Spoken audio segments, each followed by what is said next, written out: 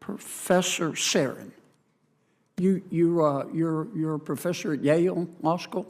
I am. Okay. And I see you've been pretty active on Twitter. I'm looking at one of your tweets from a few months ago, October 30th, 2023. I'd like to read it to you. The House Republican stance is, I kid you not, support for Israel as long as we make it easier for people to cheat on their taxes. End quote. Did you tweet that? That's correct, yes. Okay. How many Republican congressmen or women did you talk to before you made that statement? That defunding the IRS makes deficits worse, not better. And so this is a deficit I just find it, measure. Professor, appalling. Appalling that you would make a statement like this. Ladies and gentlemen, welcome back to Liberty Watchtower, where truth takes center stage. Here, we keep you informed, engaged, and thinking critically in a world that often demands it. If you're new to the channel, like this video, subscribe and tap the notification bell to never miss a dose of real, unfiltered truth. Let's dive in. An exchange between Senator John Kennedy of Louisiana and Professor Natasha Sarin of Yale Law School during a recent Senate hearing on tax policy and government funding. At first glance, the topic might appear technical, a debate over IRS funding, legislative priorities, and the structure of a foreign aid package. But as we will see, it quickly escalated into a much larger conversation about political integrity, public discourse, and the responsibility of both lawmakers and experts to speak carefully and truthfully in an age of division. At the center of this dispute was a tweet. Professor Sarin, a former Treasury official and scholar of public finance, had posted on social media, "The House Republican stance is, I kid you not, support for Israel as long as we make it easier for people to cheat on their taxes." She was referring to a Republican proposal that would provide funding for Israel, but only if it was offset by cutting money from the Internal Revenue Service, specifically funds allocated to improve enforcement against tax evasion. We now turn to Senator Kennedy. Thank you, Mr. Chairman, and thanks to all of our witnesses today. Wait, listen. Professor Sarin, you're a professor at Yale Law School? I am. Okay. And I see you've been pretty active on Twitter. I'm looking at one of your tweets from a few months ago, October 30th, 2023. I'd like to read it to you. The House Republican stance is, I kid you not, support for Israel as long as we make it easier for people to cheat on their taxes. End quote. Did you tweet that? That's correct, yes. Okay.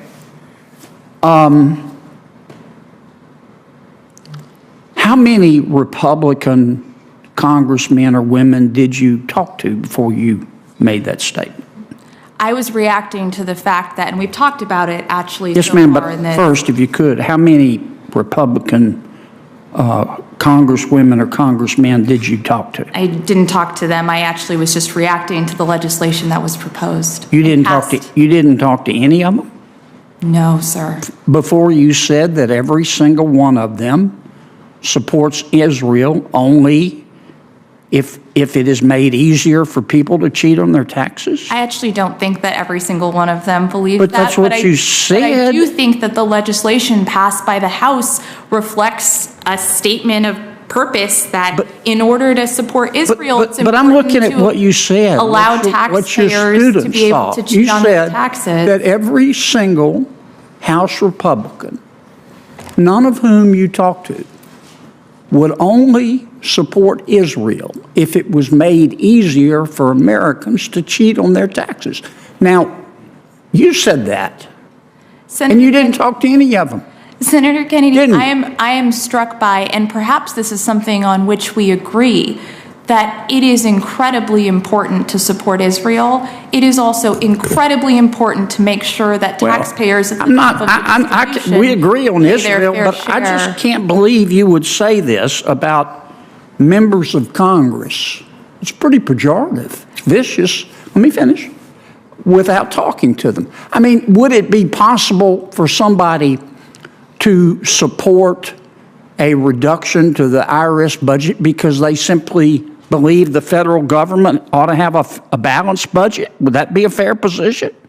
Would that be a principled position? Except that actually doesn't work with respect to defunding Would the it be a IRS. principled position? It wouldn't be an accurate position because defunding But you don't the know because you IRS didn't talk to anybody, did you? Well, you just said it. Defunding the IRS, the CBO agrees, everyone who's testifying today agrees that that is going to add to deficits, not reduce Could it be that a House Republican wanted to reduce the IRS's budget because they think that the IRS is a model of inefficiency and shouldn't be rewarded with more money? Well, Could that have been a possibility, a motivation for the way they Senator voted? Kennedy, I so appreciate that question because the reality Could that have been that the a reason- motivation for the way they voted? and it relates very closely to what Senator Could King that have said. been a motivation for the way they reason voted? That you've seen an inefficient Could that have IRS, been a motivation If you allow for the the way witness they to voted? answer, you might get your answer, Senator it Kennedy. frankly couldn't have been.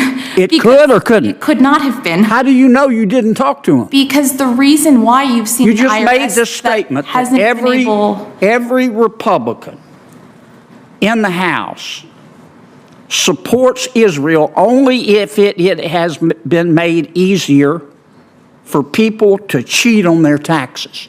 Could it be that maybe a House member thought that, well, the more money we spend, the more deficits we have, and the more deficits we have, the more pressure is put on interest rates, and the higher interest rates go, the more it hurts the poor. Could that have been Senator the position Kennedy- of one of the House Republicans? Senator Kennedy, Could it have been theoretically? couldn't have been because Could it- everyone it couldn't have agrees. been? It frankly couldn't. How do you know you didn't talk to them? Well, I know that everyone agrees, including witnesses across the aisle, including CBO, including every single tax expert that has contemplated this question, that defunding the IRS makes deficits worse, not better. And so this is a deficit I just find it, measure. Professor, appalling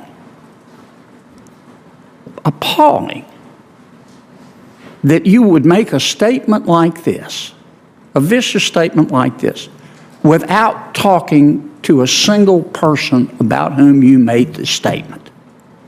And I'm going to remind you, you can only be young once, but you can always be immature. Senator Kennedy took strong offense. In the hearing, he sharply questioned Sarin, accusing her of making a sweeping partisan claim without speaking to a single member of Congress. He asked repeatedly, how do you know what their motivations were? Couldn't it have been about reducing the deficit? Or reining in government inefficiency? He described her tweet as vicious, immature, and appalling. And yet, Professor Sarin did not back down. She responded not with speculation, but with data, citing the consensus among economists, the Congressional Budget Office, and fiscal policy experts that cutting IRS enforcement increases the deficit, enables tax evasion, and undermines long-term economic responsibility.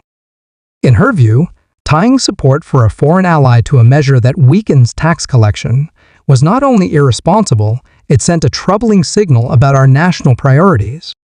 This moment matters.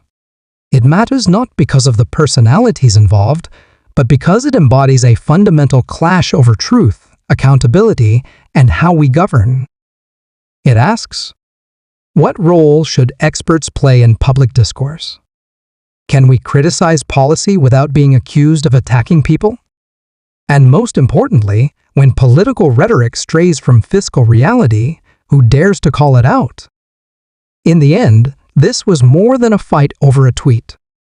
It was a confrontation between two different visions of political dialogue, one that sees sharp critique as disrespect, and another that sees silence as complicity. As citizens, scholars, or policymakers, we must ask ourselves, which vision best serves the public good? And you ought to think about that.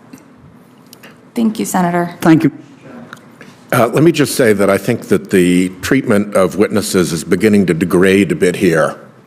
And I'm going to strike some commentary if it continues down this road. I think personal insults to witnesses are not appropriate, and I will not be tolerant of that in this committee. Well, could I respond, Mr. Chairman? You're going to Fire away. I think you just called a You're going to do what you got to do, but I'm going to continue to use my time.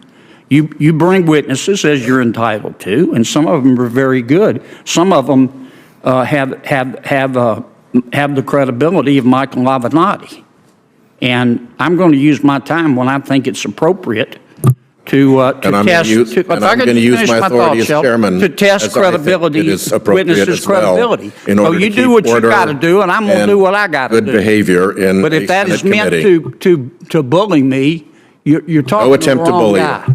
Okay. No attempt to bully you, none at all. It's to keep the witness and the committee free of bullying. I'm entitled to test their credibility, and I think one of our witnesses just got tested. I hope I passed, Senator. Thank you. You didn't.